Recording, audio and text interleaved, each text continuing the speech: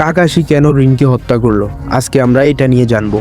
পুরো ঘটনা বোঝার জন্য আমাদের একটু সামনে যেতে হবে। থার্ড গ্রেড নিনজা ওয়ারের সময় টিম মিনাতোকে একটি মিশনে পাঠানো হয়। মিশনের মূল লক্ষ্য হলো কানাবি ব্রিজ ধ্বংস করা। মিশন চলাকালীন রিন, তাইসেকি এবং কাক্কো এর দ্বারা কিডন্যাপ হয়।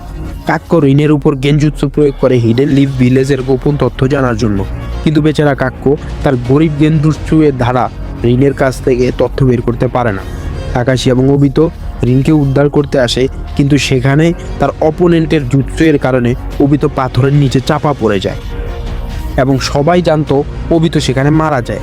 ওবিতো মারা যাওয়ার আগে কাকাশিকে নিজের শারিনগান দিয়ে যায়। যাই হোক, কাকাশি রিনকে সেখান থেকে উদ্ধার করতে সক্ষম হয়। অবশ্যই মিনাতো আসে এবং সকল এনিমিদের মেরে ফেলে। কাকাশি, রিন এবং মিনাতো তাদের মিশন সম্পূর্ণ করে বৃষ্টি ধ্বংস করার মাধ্যমে।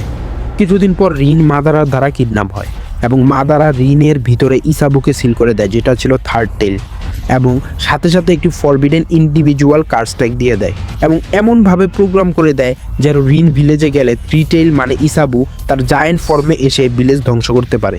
রিন বুঝতে পারে যে তার দ্বারা ভিলেজকে ধ্বংস করতে চাওয়া হচ্ছে এবং সে সিদ্ধান্ত নেয় তার দ্বারা ভিলেজের ক্ষতি সে হতে দেবে না। বিনিময়ে সে নিজেই আত্মহত্যা করবে।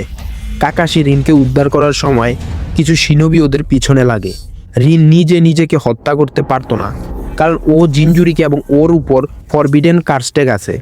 তাই ও কাকাশিকে অনুরোধ করে ওকে হত্যা করার জন্য, কিন্তু কাকাশি এই প্রস্তাব রিজেক্ট করে, কারণ ওবিতো মারা যাওয়ার আগে একটা কথাই বলেছিল, রিনকে রক্ষা করতে।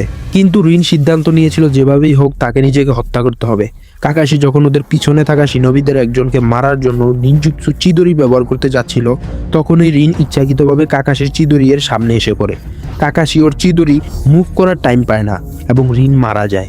এখানে মাদারা কেন রিনকে চয়েস করলো, এইটা আপনাদের কাছে প্রশ্ন, উত্তর দিন কমেন্ট বক্সে। আসসালামু আলাইকুম।